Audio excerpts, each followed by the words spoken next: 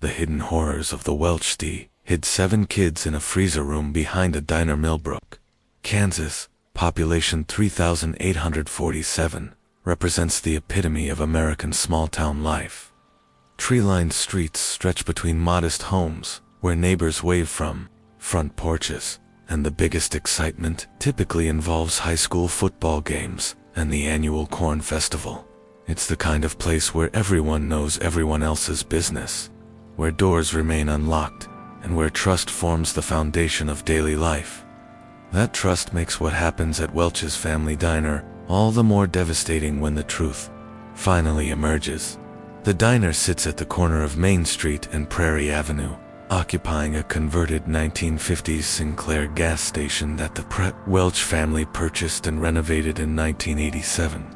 Earl and Margaret Welch transformed the former service bays into a cozy restaurant featuring red vinyl booths, checkered linoleum floors, and the kind of home-style cooking that brings families together every Sunday after church. For 37 years, Welch's Family Diner has served as more than just a restaurant. It's been the unofficial community center where high school students gather after games, where farmers meet for coffee before dawn, and where 3 generations of Millbrook families have celebrated birthdays, anniversaries, and life's small victories. Earl Welch, 68, embodies the image of small-town American entrepreneurship, a former mechanic who served 2 tours in Vietnam before returning to Kansas to raise a family. Earl built his diner's reputation on hard work, fair prices, and the kind of personal service that makes customers feel like family. His wife Margaret, 64, serves as the diner's heart and soul, greeting every customer by name and remembering their favorite orders, their children's birthdays, and their personal struggles with the genuine warmth that defines Midwestern hospitality. The couple's 3 adult children, Daniel, 42, Rebecca, 39, and Thomas, 35, all work in the family business, maintaining a tradition of multi-generational involvement that adds to the diner's authentic charm. Daniel manages the kitchen with military precision learned during his own service in Iraq, while Rebecca handles the front of house with her mother's natural grace and attention to detail. Thomas, the youngest, works primarily in maintenance and delivery, ensuring that the diner's aging equipment continues functioning, and that regular customers who can't make it to the restaurant still receive their favorite meals. That discovery that shatters Millbrook's sense of security begins with a routine health department inspection on October 12, 2024. Inspector Janet Morrison, conducting her annual review of the diner's food safety protocols, notices an unusual discrepancy in the building's floor plan. The current layout shows a storage room behind the kitchen that appears significantly smaller than the space indicated in the original architectural plans from the 1950s renovation. Morrison's inquiry about the missing square footage receives evasive responses from the Welch family. Earl claims that structural modifications over the years have reduced the storage space, while Margaret suggests that the original plans may have been inaccurate. However, Morrison's trained eye detects signs that the rear wall of the storage room is not original to the building. The concrete appears newer. The electrical conduits are routed around it rather than through it, and the ventilation system shows modifications that suggest the space beyond the wall was deliberately sealed off. When Morrison requests access to the area behind the false wall, the Welch family's behavior becomes increasingly agitated and defensive. Daniel argues that the space is structurally unsound and potentially dangerous, while Rebecca claims that family legal issues prevent them from allowing access to that portion of the building. Thomas becomes visibly nervous, repeatedly checking his phone and stepping outside to make hushed phone calls that Morrison observes through the diner's front windows. Morrison's suspicions escalate when she notices that the diner's electrical consumption, according to utility records, far exceeds what would be expected for a restaurant of its size. The excess power usage suggests that significant Electrical equipment is operating somewhere in the building beyond what's visible in the public areas.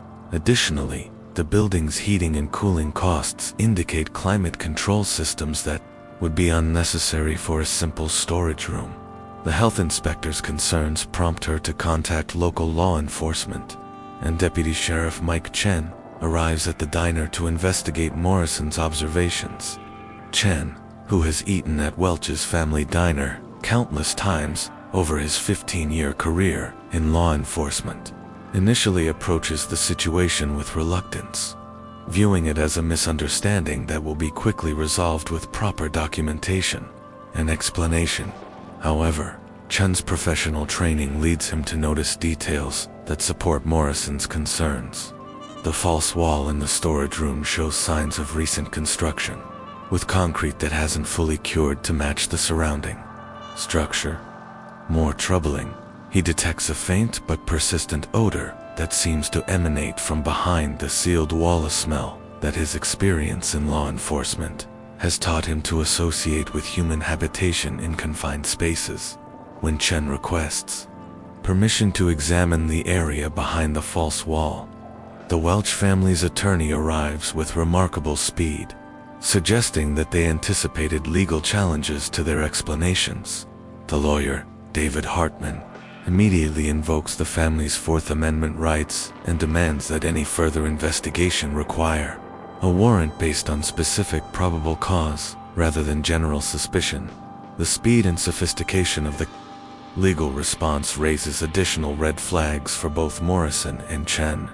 Small-town restaurant owners typically don't have immediate access to attorneys specializing in criminal defense, and their knowledge of constitutional protections against unreasonable search and seizure suggests preparation for exactly this type of situation.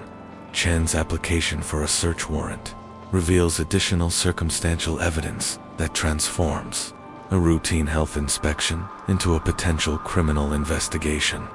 Background checks on the Welch family members show no criminal history, but financial records indicate unexplained income that substantially exceeds what the diner's modest profits would generate. Property tax records show that the family has made significant investments in soundproofing materials, industrial-grade ventilation equipment, and climate control systems that far exceed the needs of a small restaurant. Most disturbing of all, Chen's research into missing persons reports from the surrounding region reveals a pattern that correlates with the Welch family's activities over the past 15 years. 7 children from various communities within a 200-mile radius have disappeared, under circumstances that left no trace of their whereabouts. The missing children, ranging in age from 8 to 15, all shared characteristics that made them particularly vulnerable. They came from troubled families, had histories of running away, or were in foster care systems where their disappearances might not be immediately noticed. The pattern becomes more specific when Chen examines the timing of the disappearances. Each missing child was last seen in areas where the Welch family had recently made deliveries to elderly or disabled customers who couldn't visit the diner in person. The delivery routes, which Thomas Welch handled personally, brought the family into contact with isolated households throughout the rural communities where the children lived. Judge Patricia Williams approves Chen's warrant application based on the accumulated evidence of structural modifications, unexplained financial resources, and correlation with missing persons cases. However, the judge's decision includes restrictions that require the search to be conducted with minimal disruption to the diner's business operations and with respect for the family's privacy rights. Regarding areas not specifically covered by the probable cause determination, the execution of the search warrant on October 15th begins as a careful, methodical process designed to preserve evidence while minimizing damage to the property. However, the investigation takes a dramatic turn when officers using ground-penetrating radar detect anomalies behind the false wall that suggest not just empty space, but active life signs, heartbeats, and movement patterns consistent with multiple human beings confined in the hidden area. The discovery that living people are imprisoned behind the wall transforms the investigation from a search for evidence into an emergency rescue operation. Specialized equipment is brought in to safely breach the false wall without endangering anyone who might be confined behind it, as the concrete barrier is carefully removed. The first glimpse into the hidden space reveals a nightmare that will haunt everyone involved for the rest of their lives. Behind the false wall lies a climate-controlled room, approximately 2 feet by 20 feet, constructed with the same attention to detail that the Welch family brought to their restaurant operations. The space is furnished with beds, a small bathroom facility, and storage areas, but the heavy locks on the exterior side of the door and the absence of any interior release mechanism make it clear that this is a prison rather than living quarters. 7 children, ranging in age from 9 to 16, are found in the hidden room. They show signs of long-term confinement, malnutrition, and psychological trauma that suggests systematic abuse over extended periods. Their clothing consists of identical gray uniforms, and their hair has been cut in similar styles that eliminate individual identity. Most disturbing of all, they show extreme fear of the law enforcement officers who have come to rescue them, cowering together and communicating only in whispers as if normal speech might trigger punishment. The children's identities match 6 of the 7 missing persons cases that Chen had identified during his research, plus 1 additional child who had never been reported missing, a detail that raises questions about how many other victims might exist whose disappearances were never documented. The children's physical condition indicates that they have been held captive for periods ranging from 6 months to over 4 years, suggesting that the Welch family's activities represent a systematic pattern of abduction and confinement rather than isolated incidents. Chapter 1 concludes. As paramedics and child protective services workers carefully remove the 7 children from their underground prison while the Welch family is taken into custody, the shock reverberating through Millbrook goes beyond the specific horror of what has been discovered. It extends to the fundamental questions about how well anyone really knows their neighbors, and how effectively evil can disguise itself behind the facade of community. Respectability. The diner that had served as Millbrook's gathering place for over 3 decades is suddenly revealed as the site of unimaginable cruelty, and the family that residents had trusted with their children's birthday celebrations had been systematically destroying other families by stealing their most precious possessions. The investigation that began with a routine health inspection has uncovered evidence of crimes that challenge every assumption about safety, trust, and the nature of evil in small-town America. The FBI investigation that takes over the Welch case reveals a level of planning and sophistication that transforms what initially appeared to be a pre-operated abduction scheme into something far more systematic and disturbing. Special Agent Sarah Patterson, who specializes in organized child trafficking operations, leads a team that includes forensic psychologists, financial investigators, and experts in coercive control who work to understand how a small-town family could successfully operate a child imprisonment operation for over 15 years without detection. The forensic examination of the hidden room behind the diner reveals construction that began shortly after the Welch family purchased the building in 1987. The false wall and concealed chamber represent not a hasty improvisation, but a carefully planned modification that was built into the restaurant's renovation from the beginning. This timeline suggests that the Welch family's criminal activities were not an evolution of their business operations, but rather the primary purpose for which they acquired and modified the property. The children rescued from the hidden room provide testimony that exposes the systematic nature of their captivity and abuse. Through careful interviews conducted by specialists trained in trauma-informed questioning, investigators learned that the Welch family operated what amounts to a human trafficking network disguised as a family restaurant business.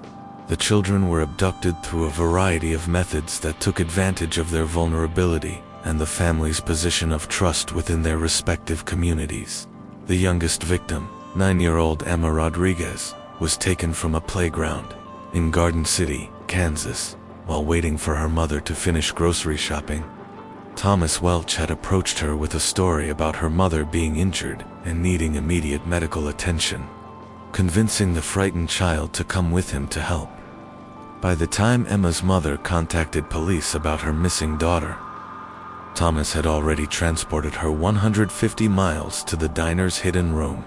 14-year-old Marcus Johnson's abduction reveals the family's sophisticated understanding of child psychology and family dynamics. Marcus, who had a history of running away from an abusive foster home, was approached by Rebecca Welch at a bus station where he was attempting to travel to relatives in another state. Rebecca posed as a social worker, offering emergency placement in a safe house for troubled youth, providing official-looking documentation that convinced Marcus he was being helped rather than kidnapped. The oldest victim, 16-year-old Ashley Chen, had been held captive for over 4 years after being abducted during a delivery to her elderly grandmother's farm. Ashley's grandmother, who suffered from dementia, had been a regular customer for the Welch family's delivery service. When Ashley was visiting during summer vacation, Thomas Welch convinced the confused elderly woman that Ashley's parents had requested that she be taken to a special program for gifted students. Ashley's disappearance was initially attributed to her running away after family conflicts, and the inadequate investigation allowed the Welch family to maintain their cover story. The investigation reveals that the Welch family's method of victim selection was calculated to minimize the risk of intensive law enforcement response. They targeted children from unstable family situations, those who had previous histories of running away, and those whose disappearances might be attributed to voluntary departure rather than abduction. They also showed preference for children from minority or economically disadvantaged families, knowing that such cases often received less media attention and fewer investigative resources. The children's testimony reveals that their imprisonment involved not just physical confinement, but systematic psychological conditioning designed to destroy their sense of identity and hope for rescue. The Welch family implemented a program of rewards and punishments that gradually convinced the children that compliance with their captors' demands was their only path to survival. Children who cooperated received better food, small privileges, and reduced isolation, while those who resisted faced starvation, solitary confinement, and physical abuse. Most disturbing of all, the investigation reveals that the Welch family used their restaurant as a platform for psychological torture that involved the broader community. During busy periods at the diner, the children could hear the sounds of normal family life taking place just beyond their prison walls, laughter, conversation, and the everyday interactions that they had been permanently denied. This constant reminder of the normal world from which they had been excluded served as a form of psychological torment that reinforced their sense of hopelessness and isolation. The financial investigation into the Welch family's operations reveals income sources that extend far beyond restaurant profits and suggest connections to organized criminal networks. Bank records show regular payments from offshore accounts that can be traced to organizations involved in human trafficking and exploitation. These payments, which increased significantly whenever new children were added to the hidden room, indicate that the Welch family was operating as part of a larger network that profited from child captivity and abuse. The discovery of hidden cameras throughout the concealed room reveals that the Welch family documented their victims' suffering for distribution to customers, willing to pay substantial amounts for access to such material. The recorded abuse was sold through encrypted networks that catered to individuals seeking to view child exploitation without the risk of directly participating in abduction or imprisonment. This evidence transforms the case from isolated child abduction into participation in international networks of child exploitation and abuse. The investigation into the Welch family's personal backgrounds reveals a multi-generational pattern of abuse and criminal behavior that helps explain how they developed the capabilities necessary for their sophisticated criminal operation. Earl Welch's military service included training in prisoner interrogation and psychological manipulation techniques that he later adapted for controlling his young victims. Margaret Welch's background includes employment at various childcare facilities, where she developed knowledge of child psychology and behavioral control methods. The adult children's involvement in the family criminal enterprise reveals how normalization of abuse can perpetuate across generations. Daniel, Rebecca, and Thomas had been raised in an environment where the imprisonment and abuse of vulnerable individuals was presented as normal and necessary family business. Their psychological profiles indicate that they view their victims not as human beings deserving of freedom and dignity, but as property to be managed and controlled for the family's benefit. The trial proceedings reveal the extent to which the Welch family's criminal activities were facilitated by their position of trust within the Millbrook community. Character witnesses initially supportive of the family's struggle to reconcile their positive experiences at the diner with the evidence of systematic child abuse and trafficking. The cognitive dissonance experienced by community members reflects the broader challenge of accepting that evil can operate successfully while maintaining a facade of respectability and community service. The prosecution's case demonstrates that the Welch family's restaurant business was essentially a front operation, designed to provide cover for their primary criminal activities.